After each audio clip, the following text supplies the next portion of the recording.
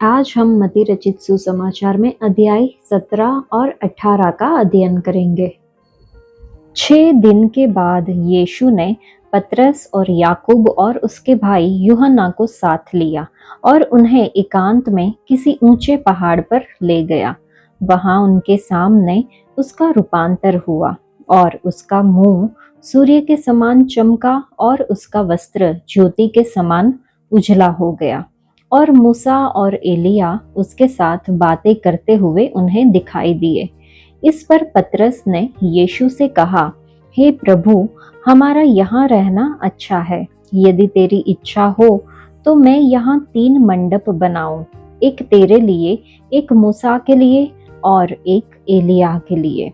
वह बोल ही रहा था कि एक उजले बादल ने उन्हें छा लिया और उस बादल में से यह शब्द निकला, यह मेरा प्रिय पुत्र है जिससे मैं प्रसन्न हूँ, इसकी सुनो। चेले यह सुनकर मुंह के बल गिर गए और अत्यंत डर गए। यीशु ने पास आकर उन्हें छुआ और कहा, उठो, डरो मत। तब उन्होंने अपनी आंखें उठाई और यीशु को छोड़ और किसी को न देखा। जब वे पहाड़ से उतर रहे थे तब यीशु ने उन्हें यह आज्ञा दी, जब तक मनुष्य का पुत्र मरे हुओं में से न जी उठे तब तक जो कुछ तुमने देखा है किसी से न कहना। इस पर उसके चेलों ने उससे पूछा, फिर शास्त्री क्यों कहते हैं कि एलिया का पहले आना अवश्य है? उसने उत्तर दिया, एलिया अवश्य आएगा और सब कुछ सुधारेगा।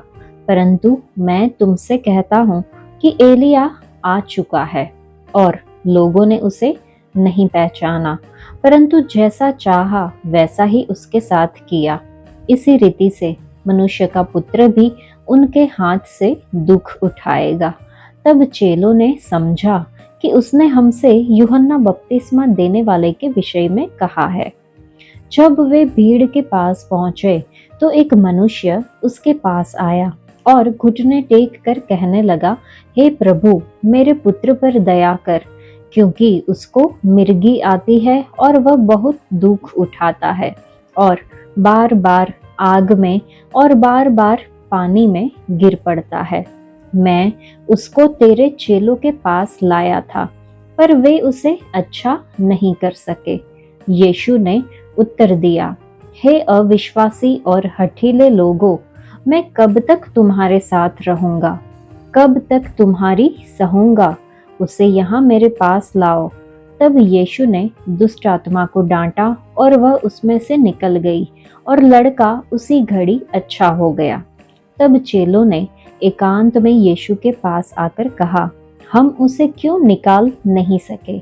उसने उनसे कहा, अपने विश्वास की घटी के कारण, क्योंकि मैं तुमसे सच कहता हूँ, यदि तुम्हारा विश्वास राई के दाने के बराबर भी हो तो इस पहाड़ से कह सकोगे, यहाँ से सरक कर वहां चला जा, तो वह चला जाएगा और कोई बात तुम्हारे लिए असंभव न होगी। जब वे गलील में थे तो यीशु ने उनसे कहा, मनुष्य का पुत्र मनुष्यों के हाथ में पकड़वाया जाएगा, वे उसे मार डालेंगे और वह तीसरे दिन जी उठेगा। इस पर वे बहुत उदास हुए। जब वे कफरनहूम पहुंचे तो मंदिर का कर लेने वालों ने पतरस के पास आकर पूछा, क्या तुम्हारा गुरु मंदिर का कर नहीं देता? उसने कहा, हाँ, देता है। जब वह घर में आया तो यीशु ने उसके पूछने से पहले ही उससे कहा, हे शमौन, तू क्या सोचता है? पृथ्वी के राजा महसूल या कर किन से लेते हैं, अपने पुत्रों से या परायों से? पतरस ने उससे कहा, परायों से।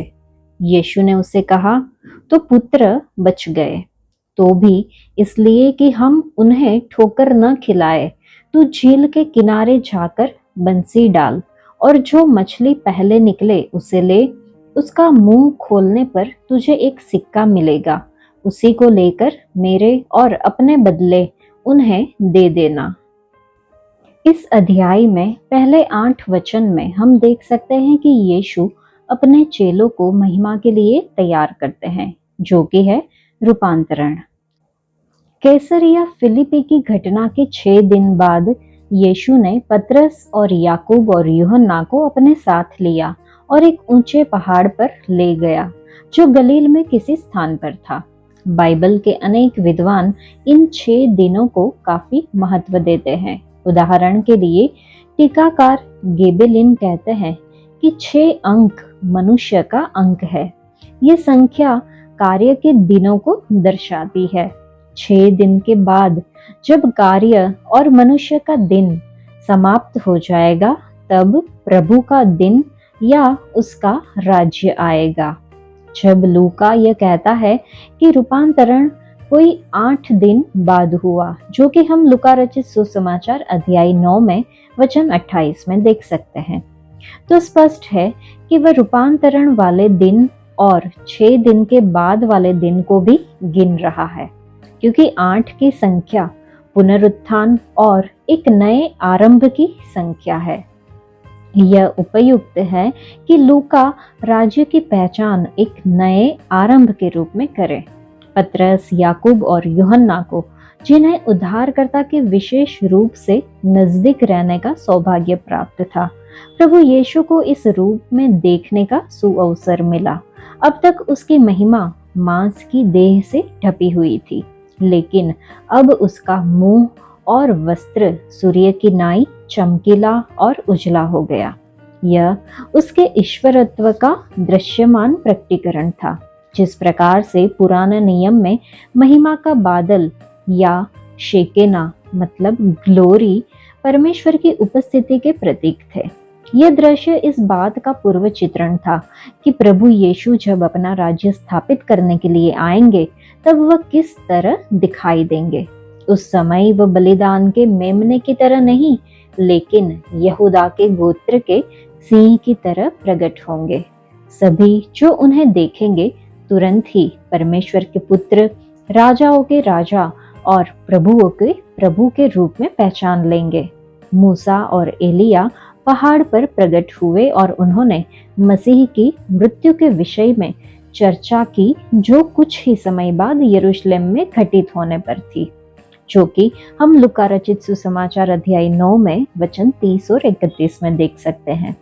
मूसा और एलिया पुराने नियम के पवित्र लोगों के प्रतिनिधि हो सकते हैं, या फिर अगर हम यह समझें कि मूसा व्यवस्था का प्रतिनिधित्व कर रहा है और एलिया भविष्यद्वक्ताओं का, तो यहाँ हम देखेंगे कि पुराने नियम के दोनों खंड मसीह के दुख भोग और उसके बाद आने वाली महिमा की ओर संकेत कर रहे हैं। तीसरी संभावना यह है कि मूसा, जो मृत्यु के द्वारा स्वर्ग को गया, उन सारे लोगों को दर्शाता है जो मसीह के 1000 वर्ष में प्रवेश करने के लिए मृतकों में से जी उठेंगे, जबकि एलिया जो जीते जी स्वर्ग में उठा लिया गया था, उन लोगों का चित्रण करता है जो राज्य में रूपांतरण की प्रक्रिया के द्वारा प्रवेश करेंगे। तीनों चेले पतरस, याकूब और यूहन्ना सामान्यतः नए नियम के पवित्र लोगों का प्रतिनिधित्व कर सकते हैं। वे उस बचे हुए विश्वास योग्य यहूदी झुंड की भी पूर्व छाया हो सकते हैं जो मसीह के द्वितीय आगमन के समय जीवित बचे रहेंगे और मसीह के राज्य में उसके साथ प्रवेश करेंगे। पहाड़ के नीचे की भीड़ अन्य जाति राष्ट्र है जो मसीह के 1000 वर्ष के राज्य की आशीषों के भागीदार होंगे। पतरस इस अवसर के अनुभव से बहुत अधिक भाव विभोर हो गया। उसने इतिहास के वास्तविक अर्थ समझ लिया था। वह इस भव्यता को कायम रखना चाहता था, इसलिए उसने उतावली में 3 स्मारक मंडप या तंबू स्थापित करने का सुझाव दे दिया, एक यीशु के लिए, एक मूसा के लिए और एक एलिया के लिए। उसने यीशु को पहले रखकर सही किया, लेकिन यीशु की श्रेष्ठता का ध्यान न रखकर गलत किया। यीशु मसीह किसी के बराबर नहीं है, लेकिन वह सबके ऊपर प्रभु है। यह सिखाने के लिए परमेश्वर पिता ने उन्हें एक उजले चमकदार बादल से ढक दिया और फिर उसके बाद उन्होंने घोषणा की कि यह मेरा प्रिय पुत्र है जिससे मैं प्रसन्न हूँ, इसकी सुनो। मसीह के 1000 वर्ष के राज्य में मसीह अद्वितीय सर्वोच्च सम्राट होगा जिसका आदेश अंतिम और सर्वमान्य होगा। ऐसा ही वर्तमान में उसके अनुयायियों के हृदय में भी होना चाहिए। महिमा के बादल और परमेश्वर की आवाज से हो चक्के होकर चेले मुंह के बल गिर गए, लेकिन यीशु ने उन्हें उठने और न डरने के लिए कहा। जब वे उठे तो उन्होंने सिर्फ यीशु मसीह को देखा। ऐसा ही 1000 वर्ष के राज्य में भी होगा। वचन 9 से 13 में हम अग्रदूत के संबंध में देखते हैं। जब वे पहाड़ से उतर रहे थे तब यीशु ने चेलों को यह आज्ञा दी कि जब तक वह मरे हुओं में से न जी उठे तब तक जो कुछ उन्होंने देखा है उसे किसी को भी न बताए। यहूदी लोग जो किसी भी ऐसे व्यक्ति को लेकर अति उत्सुक थे जो उन्हें रोमी गुलामी से छुटकारा दे, उसे रोम से छुटकारा देने वाले के रूप में खुशी खुशी स्वीकार करते, लेकिन वे उसे पाप से उद्धार देने वाले के रूप में स्वीकार नहीं करना चाहते। हर एक व्यवहारिक कारणों से इस्राएल ने अपने मसीह का इनकार कर दिया था और इस मसीहाई महिमा के दर्शन के बारे में यहूदियों से चर्चा करना निरर्थक था। पुनरुत्थान के बाद यह संदेश सारे संसार में फैला दिया जाएगा। चेलों ने अभी अभी मसीह का पूर्व दर्शन उसकी आने वाली महिमा और सामर्थ्य में किया था, लेकिन उसका अग्रदूत प्रकट नहीं हुआ था। मलाकी ने यह भविष्यवाणी की थी कि एलिया का मसीह के आगमन से पहले आना अवश्य है। इसलिए उसके चेलों ने यीशु से इसके विषय में पूछा। प्रभु इस बात से सहमत थे कि वास्तव में एलिया का एक सुधारक के रूप में पहले आना अवश्य है, लेकिन उन्होंने समझाया कि एलिया आ चुका था। स्पष्ट है कि वह यूहन्ना बपतिस्मा देने वाले की ओर संकेत कर रहे थे। यूहन्ना एलिया नहीं था, लेकिन वह एलिया की आत्मा और सामर्थ में होकर आया था। अगर इस्राएल ने यूहन्ना और उसके संदेश को स्वीकार कर लिया होता तो उसने एलिया की उस भूमिका को पूरी कर लेता जिसके विषय में भविष्यवाणी की गई थी। लेकिन इस्राएली जाति ने यूहन्ना के अभियान के महत्व को नहीं पहचाना और उसके साथ मनमाना व्यवहार किया। यूहन्ना की मृत्यु इस बात का अग्रिम टोकन था कि वे मनुष्य के पुत्र के साथ क्या करने वाले थे। उन्होंने अग्रदूत का इनकार कर दिया, वह राजा का भी इनकार करेंगे। जब यीशु ने यह बात समझाई तो चेले जान गए कि वह यूहन्ना बपतिस्मा देने वाले के बारे में कह रहे हैं। वचन 14 से 21 में हम देखते हैं प्रार्थना और उपवास के द्वारा चेलों को सेवकाई के लिए तैयार किया जाना।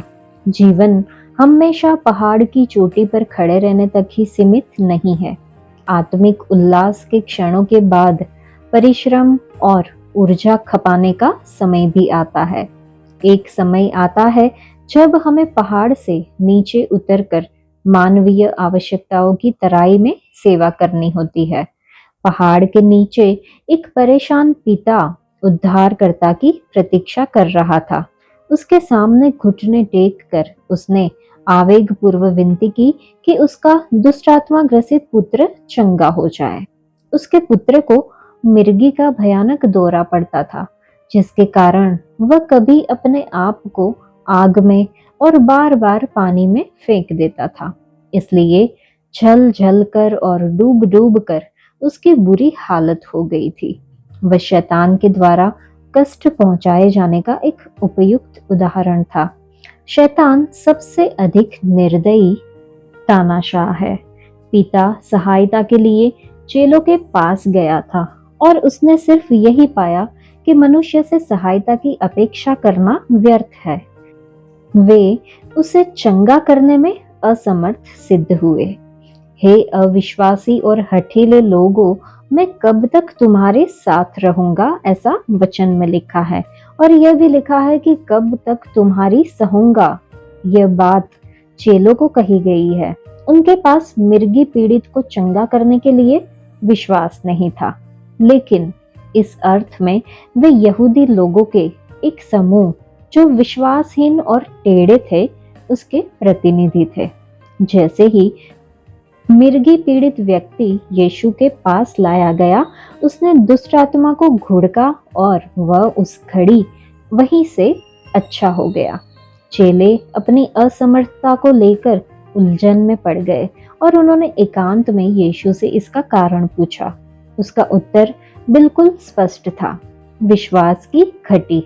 अगर उनके पास राई के दाने के बराबर भी विश्वास होता, तो अगर वे एक पहाड़ को भी आदेश दे कि वह उखड़कर समुद्र में डूब जाए तो यह हो जाता।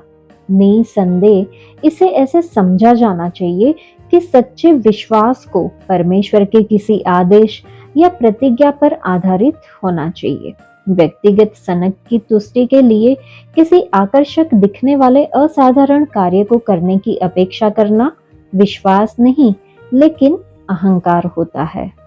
परंतु अगर परमेश्वर एक निश्चित दिशा की ओर एक विश्वासी का मार्गदर्शन करते हैं या कोई आदेश देते हैं, तो मसीही पूरी तरह से आश्वस्त हो सकते हैं कि पहाड़ से दिखने वाली कठिनाइयां भी आश्चर्यजनक रीति से दूर हो सकती है। विश्वास करने वालों के लिए कोई भी बात असंभव नहीं है। वचन 22 और 23 में हम देखते हैं कि यीशु चेलों को उसके पकड़वाए जाने के लिए तैयार करते हैं। एक बार फिर से यीशु सीधे सीधे अपने चेलों को पहले से ही चेतावनी दे देते हैं कि वह मार डाला जाएगा, लेकिन फिर से उसने स्थिति के पलट जाने और विजयी के शब्द भी कहे कि वह तीसरे दिन जी उठेगा। अगर उसने पहले से ही उन्हें अपनी मृत्यु के विषय में बताया नहीं होता, तो निसंदेह उसके मरने पर उसने उनका पूरी तरह मोह भंग हो जाता। वे ऐसे मसीहा की अपेक्षा नहीं कर रहे थे जो लज्जा और दुख सहते हुए मर जाएगा। वे ये जानकर बुरी तरह से व्याकुल हो गए कि वह उन्हें छोड़कर जाने वाला है और उसे मार डाला जाएगा। उन्होंने उसके दुख भोग की भविष्यवाणी को सुना, लेकिन ऐसा लगता है कि वे पुनरुत्थान की उसकी प्रतिज्ञा की ओर ध्यान देने से चूक गए। वचन 24 और 25 से हम समझते हैं, पतरस और उसके स्वामी अपना कर चुकाते हैं। कफरनहूम में मंदिर का कर इकट्ठा करने वालों ने पतरस से पूछा कि क्या उनके गुरु ने आधा शकेल कर चुकाया है जो मंदिर की महंगी सेवाओं के लिए काम में लाया जाता है। पतरस ने उत्तर दिया, हाँ। शायद गुमराह चेला मसीह को लज्जित होने से बचाना चाहता था। इसके बाद जो कुछ हुआ उसमें प्रभु की सर्वज्ञता दिखाई देती है। जब पतरस घर आया तो यीशु ने पहले उससे बात की, इससे पहले कि पतरस यीशु को बताता कि क्या हुआ। लिखा है कि हे शमौन, तू क्या समझता है, पृथ्वी के राजा महसूल या कर किन से लेते हैं, अपने पुत्रों से या परायों से? इस प्रश्न को उन दिनों की परिस्थितियों को ध्यान में रखते हुए समझना आवश्यक है। एक शासक अपने राज्य और अपने परिवार के खर्च के लिए अपनी प्रजा से कर वसूलता है, लेकिन वह अपने खुद के परिवार से कर नहीं वसूलता। हमारे समय के सरकारी प्रशासन में हर एक से कर वसूला जाता है, जिसमें खुद शासक और उसका परिवार भी शामिल होता है। पतरस का उत्तर सही था कि शासक परायों से कर वसूलते हैं। उसके बाद यीशु ने इस बात की ओर ध्यान दिलाया कि पुत्र कर देने से बच जाते हैं। यीशु के लिए जो परमेश्वर का पुत्र था, इस मंदिर में कर देना वैसा ही होता जैसे खुद को कर देना, लेकिन अनावश्यक रूप से ठोकर खिलाने से बचते हुए प्रभु कर चुकाने के लिए तैयार हो गए। लेकिन वह पैसों का प्रबंध किस प्रकार से करेंगे? इस बात का कहीं भी उल्लेख नहीं पाया जाता कि यीशु व्यक्तिगत रूप से कभी पैसे रखते थे। उन्होंने पतरस को गलील की झील में भेजा और उसे कहा कि जो भी मछली वह सबसे पहले पकड़े उसे लेकर आए। मछली के मुंह में एक सिक्का था जिसे निकालकर पतरस ने कर चुकाया। आधा प्रभु यीशु के लिए और आधा अपने लिए। यह विस्मयकारी आश्चर्य कर्म, जिसका वर्णन बहुत ही सावधानी से किया गया है, स्पष्ट रूप से यीशु की सर्वज्ञता को दर्शाता है। वह जानते थे कि गलील की झील की किस मछली में मुंह में सिक्का है। वह यह भी जानते थे कि यह मछली कहाँ पर है, और वह यह भी जानते थे कि यही वह मछली होगी जिसे पतरस सबसे पहले पकड़ेगा। हम विश्वासी लोग व्यवस्था से स्वतंत्र है, तो भी गैर नैतिक मामलों में हमें दूसरों के विवेक का आदर करना चाहिए और कोई भी ऐसा कार्य नहीं करना चाहिए जो किसी के लिए ठोकर का कारण बने। अध्याय 18। उस घड़ी चेले यीशु के पास आकर पूछने लगे, स्वर्ग के राज्य में बड़ा कौन है? इस पर उसने एक बालक को पास बुलाकर उनके बीच में खड़ा किया और कहा, मैं तुमसे सच कहता हूँ कि जब तक तुम न फिरो और बालकों के समान न बनो, तुम स्वर्ग के राज्य में प्रवेश करने नहीं पाओगे। जो कोई अपने आप को इस बालक के समान छोटा करेगा, वह स्वर्ग के राज्य में बड़ा होगा। और जो कोई मेरे नाम से एक ऐसे बालक को ग्रहण करता है, वह मुझे ग्रहण करता है। पर जो कोई इन छोटों में से जो मुझ पर विश्वास करते हैं एक को ठोकर खिलाए, उसके लिए भला होता कि बड़ी चक्की का पाट उसके गले में लटकाया जाता और वह गहरे समुद्र में डुबाया जाता। ठोकरों के कारण संसार पर हाय। ठोकरों का लगना अवश्य है, पर हाय उस मनुष्य पर जिसके द्वारा ठोकर लगती है। यदि तेरा हाथ या तेरा पांव तुझे ठोकर खिलाए, तो उसे काट कर फेंक दे। तुंडा या लंगड़ा होकर जीवन में प्रवेश करना तेरे लिए इससे भला है कि 2 हाथ या 2 पांव रहते हुए तू अनंत आग में डाला जाए। यदि तेरी आंख तुझे ठोकर खिलाए, तो उसे निकाल कर फेंक दे। काना होकर जीवन में प्रवेश करना तेरे लिए इससे भला है कि 2 आंख रहते हुए तू नरक की आग में डाला जाए। देखो, तुम इन छोटों में से किसी को तुच्छ न जानना, क्योंकि मैं तुमसे कहता हूँ कि स्वर्ग में उनके दूत मेरे स्वर्गीय पिता का मुंह सदा देखते हैं। तुम क्या सोचते हो? यदि किसी मनुष्य की 100 भेड़ें हो और उनमें से एक भटक जाए, तो क्या वह 99 को छोड़कर और पहाड़ों पर जाकर उस भटकी हुई को न ढूंढेगा? और यदि ऐसा हो कि उसे पाए, तो मैं तुमसे सच कहता हूँ कि वह उन 99 भेड़ों के लिए जो भटकी नहीं थी, इतना आनंद नहीं करेगा जितना कि इस भेड़ के लिए करेगा।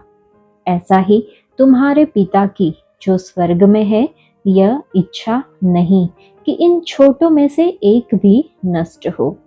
यदि तेरा भाई तेरे विरुद्ध अपराध करे, तो जा और अकेले में बातचीत करके उसे समझा। यदि वह तेरी सुने, तो तूने अपने भाई को पा लिया। यदि वह न सुने, तो 1 या 2 जन को अपने साथ और ले जा, कि हर एक बात 2 या 3 गवाहों के मुंह से निश्चित की जाए। यदि वह उनकी भी न माने, तो कलीसिया से कह दे। परंतु यदि वह कलीसिया की भी न माने, तो तू उसे अन्य जाति और महसूल लेने वाले जैसा जान। मैं तुमसे सच कहता हूँ, जो कुछ तुम पृथ्वी पर बांधोगे वह स्वर्ग में बंधेगा, और जो कुछ तुम पृथ्वी पर खोलोगे वह स्वर्ग में खुलेगा।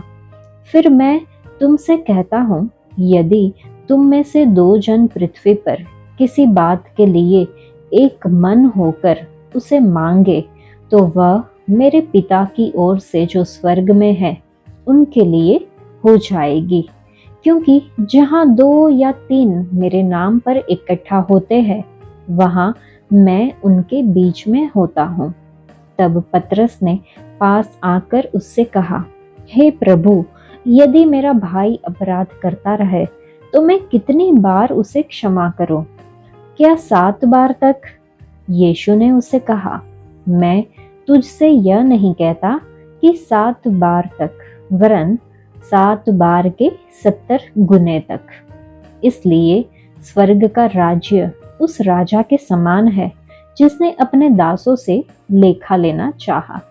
जब वह लेखा लेने लगा तो एक जन उसके सामने लाया गया जो 10,000 तोड़े का कर्जदार था, जबकि चुकाने को उसके पास कुछ न था।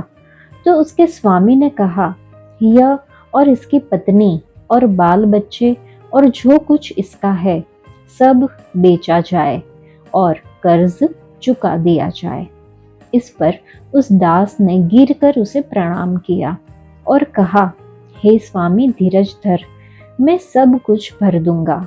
तब उस दास के स्वामी ने तरस खाकर उसे छोड़ दिया और उसका कर्ज भी क्षमा कर दिया। परंतु जब वह दास बाहर निकला तो उसके संगी दासों में से एक उसको मिला जो उसके 100 दिनार का कर्जदार था। उसने उसे पकड़कर उसका गला घोंटा और कहा, जो कुछ तुझ पर कर्ज है भर दे। इस पर उसका संगी दास गिरकर उससे विनती करने लगा, धीरज धर, मैं सब भर दूंगा। उसने न माना, परंतु जाकर उसे बंदीगृह में डाल दिया कि जब तक कर्ज न भर दे तब तक वहीं रहे। उसके संगी दास ये जो हुआ था देखकर बहुत उदास हुए और जाकर अपने स्वामी को पूरा हाल बता दिया। तब उसके स्वामी ने उसको बुलाकर उससे कहा, हे दुष्ट दास, तूने जो मुझसे विनती की तो मैंने तेरा वह पूरा कर्ज क्षमा कर दिया। इसलिए जैसे मैंने तुझ पर दया की वैसे ही क्या तुझे भी अपने संगी दास पर दया करना नहीं चाहिए था?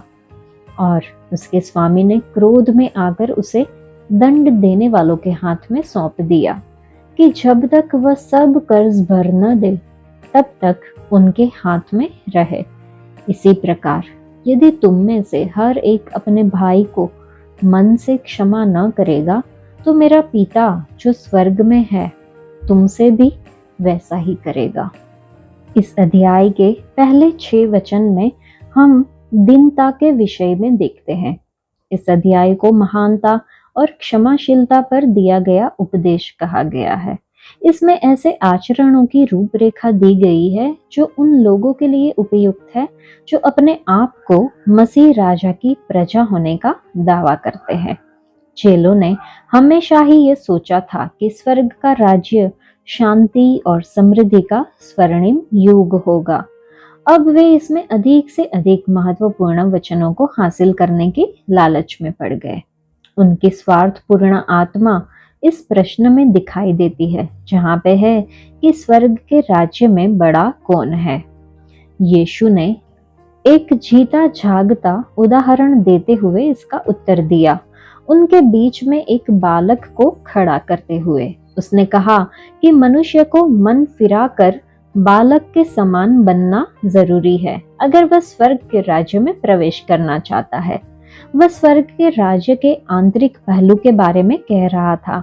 एक सच्चा विश्वासी बनने के लिए एक मनुष्य को अपने आप को व्यक्तिगत रूप से महान समझने के विचार को त्याग कर छोटे बच्चे के समान दीन स्थान को स्वीकार करना चाहिए।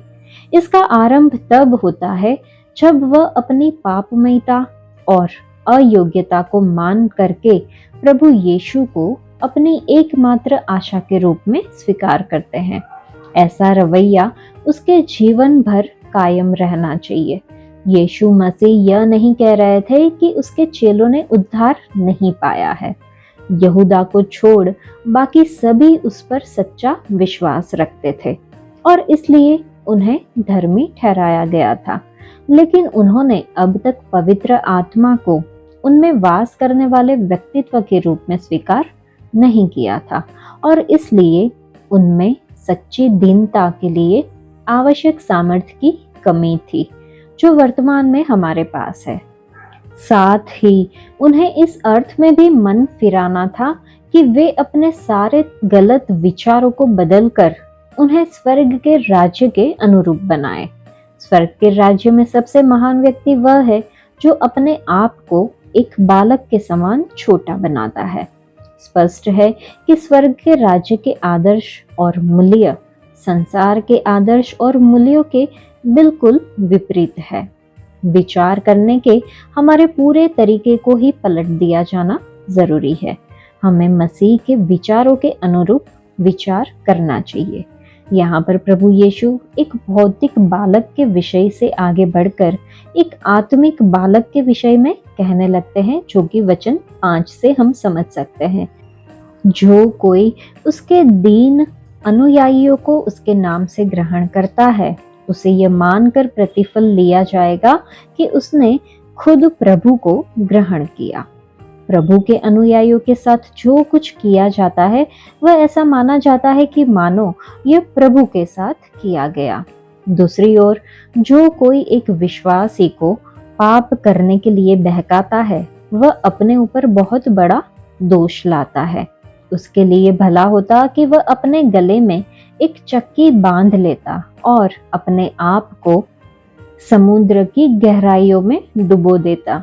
खुद पाप करना बहुत बुरी बात है, लेकिन किसी विश्वासी के पाप का कारण बनने का मतलब है उसकी निर्दोषिता को नाश करना, उसके मन को भ्रष्ट करना और उसकी प्रतिष्ठा पर दाग लगाना। दूसरों की पवित्रता के साथ खिलवाड़ करने से अच्छा यह है कि ऐसा व्यक्ति एक भयानक मौत से मर जाए। आगे वचन 7 से 14 में ठोकरों के संबंधित बातें हैं। यीशु ने आगे समझाते हुए कहा, ठोकरों से सामना होना निश्चित है। संसार, शरीर और शैतान मिलकर लोगों को बहकाने और बिगाड़ने में जुटे हुए हैं। लेकिन अगर एक व्यक्ति बुराई की ताकतों का माध्यम बन जाता है तो उसका दोष बहुत भयानक माना जाएगा। इसलिए उद्धारकर्ता ने लोगों को चेतावनी दी कि अपने आप को अनुशासित करने के लिए कड़े कदम उठाए। हमारा पाप चाहे हमारे हाथ या हमारे पांव या हमारी आंखों के द्वारा किया गया हो, तो बेहतर होगा कि दूसरे व्यक्ति के जीवन में होने वाले परमेश्वर के कार्य को नाश करने की बजाय हम इन अंगों को काट डालें। शरीर के सभी अंगों के ठीक रहते हुए नरक में जाने से बेहतर है कि बिना पैर या बिना आंखों के जीवन में प्रवेश करें। हमारा प्रभु यह नहीं कह रहे हैं कि स्वर्ग में हमारे शरीर में पैर नहीं होगा, लेकिन वह उस समय की अवस्था की बात कर रहे हैं जिस समय एक विश्वासी आने वाले जीवन में प्रवेश करने के लिए इस जीवन से विदा होता है। इस बात पर कोई संदेह नहीं है कि पुनरुत्थित देह संपूर्ण और पूरी तरह से आदर्श होगी। इसके बाद वचन 10 को जब हम पढ़ते हैं तो परमेश्वर का पुत्र चेतावनी देते हैं कि कोई भी छोटों में से किसी को भी, चाहे कोई बच्चा हो या स्वर्ग के राज्य के भागीदारों में से एक, तुच्छ या कम न जाने। इस प्रकार के लोगों के महत्व पर जोर देने के लिए उन्होंने आगे कहा कि उनके स्वर्ग दूत निरंतर परमेश्वर के समक्ष उसकी उपस्थिति में उसके मुख को देखते हुए खड़े रहते हैं। दूत का आशय यहाँ पर शायद सेवा टहल करने वाले स्वर्गदूतों से है। वचन 15 से 20 में ठोकर खिलाने वालों को अनुशासित करने के संबंध में है। इस अध्याय का शेष भाग कलीसिया के सदस्यों के बीच के मतभेदों को सुलझाने और असीमित क्षमा प्रदान करने से संबंधित है। जब कोई दूसरा विश्वासी हमारे साथ गलत व्यवहार करे तो एक मसीही के रूप में हमारे उत्तरदायित्व से संबंधित सुस्पष्ट निर्देश दिए गए हैं। पहला, मामले को दोनों पक्षों के बीच आपस में निजी तौर पर निपटाना चाहिए। अगर ठोकर खिलाने वाला अपने दोष को स्वीकार कर लेता है तो मेल मिलाप हो जाता है, लेकिन समस्या यह है कि हम ऐसा नहीं करते। हम दूसरे पक्ष को छोड़ बाकी सब के पास जाकर बात का बतंगड़ बनाते हैं। इसके बाद ये सारा मामला जंगल के आग की तरह फैल जाता है और आपसी संघर्ष कई गुना ज्यादा बढ़ जाता है। हमें इस बात को ध्यान में रखना है कि पहला कदम यह है कि लिखा है तो जा अकेले में बातचीत कर उसे समझा। वचन 16 से हम समझते हैं कि अगर दोषी भाई नहीं सुनता तब तो ठोकर खाया हुआ व्यक्ति एक दो जन को अपने साथ लेकर उसके पास जाए और उसके साथ मेल मिलाप करने का प्रयास करे। यहाँ पर लगातार गंभीरता से मेल मिलाप के प्रयास में बने रहने पर जोर दिया गया है, लेकिन इससे भी ज्यादा यहाँ पर एक वैध गवाही की आवश्यकता पर बल दिया गया है, जिसकी मांग पवित्र शास्त्र में की गई है, जो कि व्यवस्था विवरण अध्याय 19 में वचन 15 में हम पढ़ सकते हैं कि हर एक बात 2 या 3 गवाहों के मुंह से ठहराई जाए। अन्य व्यक्ति पर लगाए गए दोष को 2 या 3 अन्य लोगों की गवाही द्वारा प्रमाणित किए जाने संबंधी साधारण नियम का पालन कर पाने की असफलता ने कलीसिया पर इतनी विपत्तियां लाई है कि उनका अनुमान तक नहीं लगाया जा सकता। इस मामले में सांसारिक अदालतें मसीही कलीसिया या झुंडों की तुलना में ज्यादा न्याय संगत व्यवहार करती है। वचन 17 से हम समझते हैं, अगर दोषी तब भी न माने और क्षमा मांगने से इनकार करे तो यह मामला स्थानीय कलीसिया में ले जाया जाना चाहिए। यह बात ध्यान में रखना जरूरी है कि स्थानीय कलीसिया ही वह सभा है जो मामले की सुनवाई करने के लिए जिम्मेदार है, दीवानी अदालत नहीं। एक मसीही को दूसरे मसीही के विरुद्ध अदालत में जाने से मना किया गया है, जो कि हम पहले कुरिन्थियों की पत्री अध्याय 6 में वचन 1 से 8 में देख सकते हैं। अगर दोषी व्यक्ति कलीसिया के सामने भी अपनी गलती स्वीकार करने से मना कर देता है, तो फिर उसे अन्य जाति और महसूल लेने वाले के संग गिना जाए। इस वाक्य का सबसे स्पष्ट अर्थ यह है कि उसे कलीसिया से बाहर का व्यक्ति समझा जाए। यद्यपि वह एक सच्चा विश्वासी हो सकता है, लेकिन वह एक सच्चे विश्वास के अनुरूप जीवन व्यतीत नहीं कर रहा है और उसके साथ इसी के अनुसार व्यवहार किए जाने की आवश्यकता है। यद्यपि वह विश्वव्यापी का अंग बना रहेगा, लेकिन वह स्थानीय कलीसिया में मिलने वाले विशेष अधिकारों से वंचित हो जाएगा। इस प्रकार का अनुशासन एक गंभीर कदम होता है।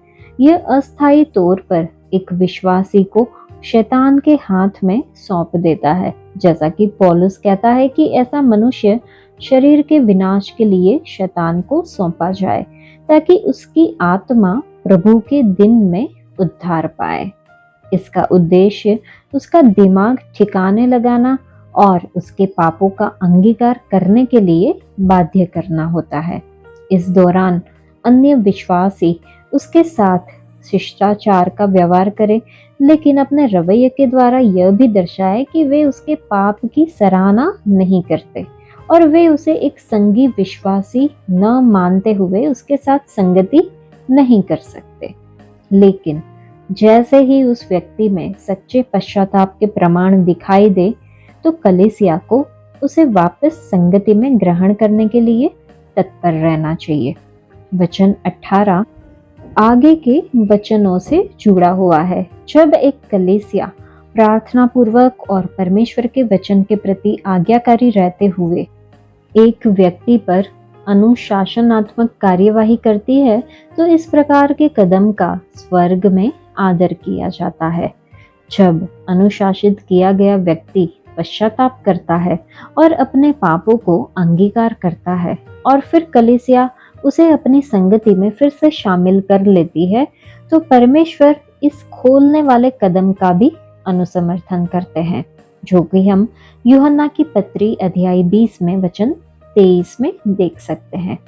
एक प्रश्न हमारे सामने आता है कि जैसा कि ये सब वर्णन किया गया है, बांधने और खोलने से पहले एक कलीसिया को कितनी बड़ी होना अनिवार्य है? उसका उत्तर यह है कि 2 विश्वासी ऐसे मामलों को प्रार्थना में पूरे विश्वास के साथ परमेश्वर के सामने लेकर आए, जबकि वचन 19 को प्रार्थना के उत्तर के लिए एक सामान्य प्रतिज्ञा माना जा सकता है। इस संदर्भ में यह कलीसिया अनुशासन से संबंधित प्रार्थना के बारे में है।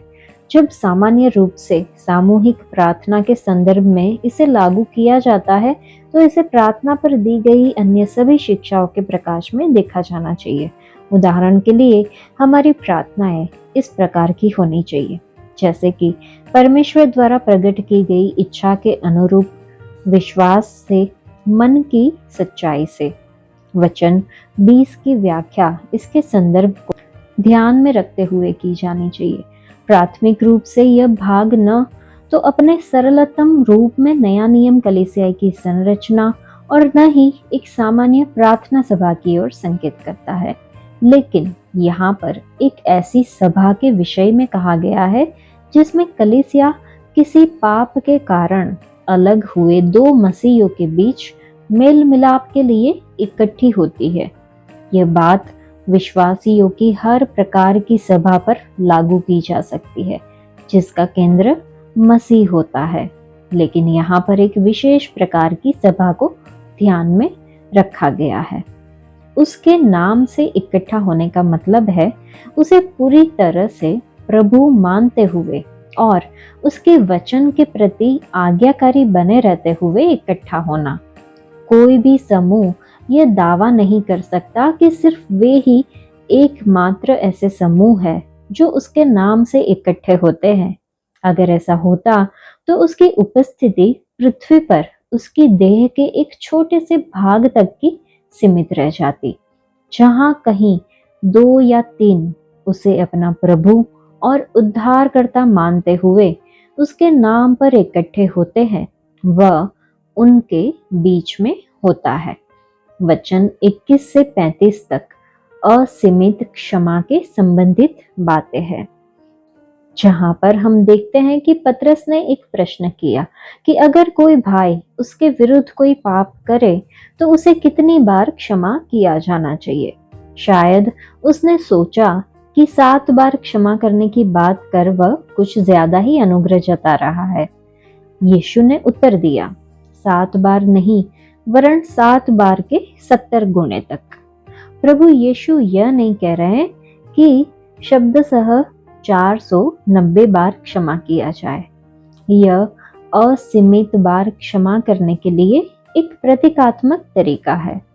इस पर कोई कह सकता है, इससे पहले बताए गए क्रमों की चिंता करने की क्या आवश्यकता है? पहले दोषी व्यक्ति के पास अकेले क्यों जाए? उसके पास 1 या 2 अन्य के साथ जाने और फिर उसे कलीसिया में ले जाने की क्या आवश्यकता है?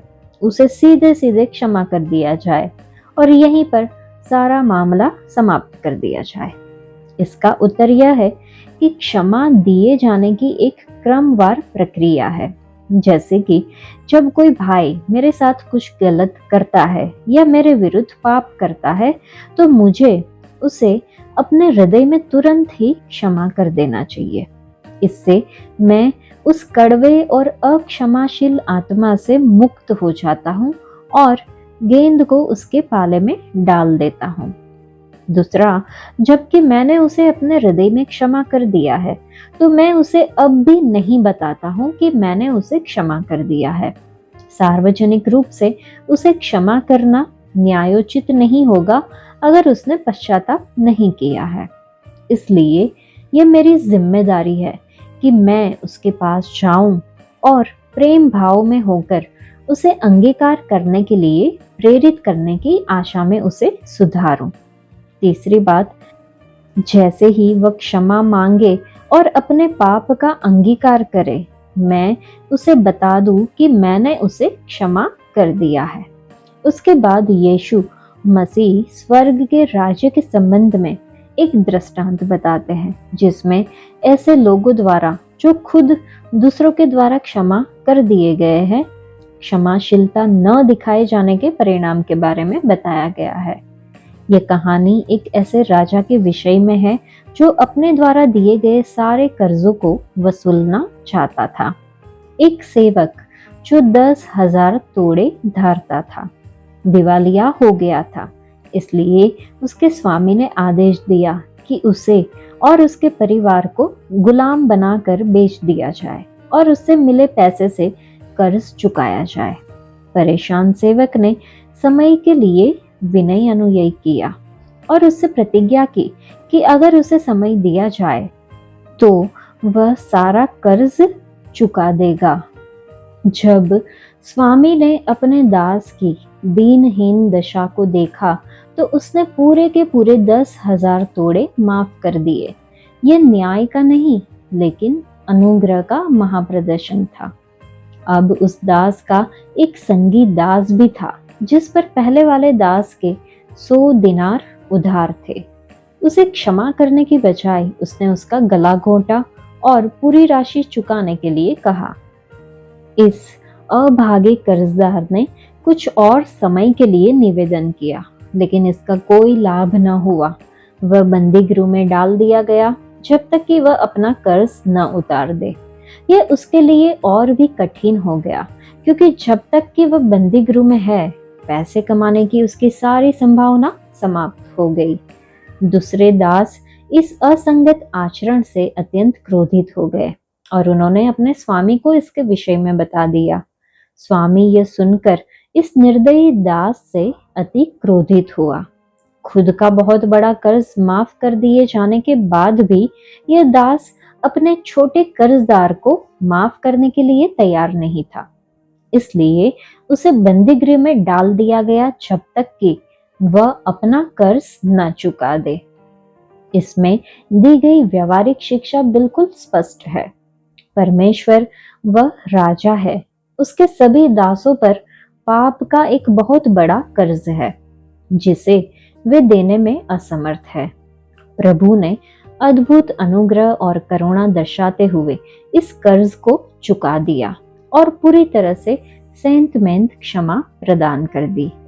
अब मान ले कि कोई मसीही किसी दूसरे मसीही के विरुद्ध कोई अपराध करता है। जब उसे फटकारा जाता है तो वह अपनी गलती मानते हुए क्षमा मांग लेता है, लेकिन आहत हुआ विश्वासी उसे क्षमा करने से मना कर देता है। उसके खुद के करोड़ों रुपये माफ कर दिए गए, लेकिन वह दूसरों के कुछ 100 रुपये माफ करने के लिए तैयार नहीं है। क्या राजा इस प्रकार के आचरण के लिए उसे बिना दंड दिए छोड़ देगा? निश्चय ही नहीं। इस दोषी व्यक्ति को इस जीवन में ताड़ना दी जाएगी और मसीह के न्याय सिंहासन के सामने उसे हानि उठानी पड़ेगी। तो हमारे लिए सोचने के लिए है कि अगर हमने प्रभु को अपना उद्धारकर्ता मानकर क्षमा मांगा है और क्षमा को प्राप्त किया है, माफी को पाया है, चाहे हमारे पाप कितने भी बड़े क्यों न हो, प्रभु ने हमें माफ कर दिया है। लेकिन हमें यह देखना है कि हम माफी पाए हुए इंसान मसीही होते हुए क्या हम दूसरों की गलतियों को माफ करते हैं, या फिर हम दूसरों के ऊपर अपना रुआब जमाते हैं? ये हमें खुद को देखना है, जांचना है और परखना है। आज के लिए इतना ही।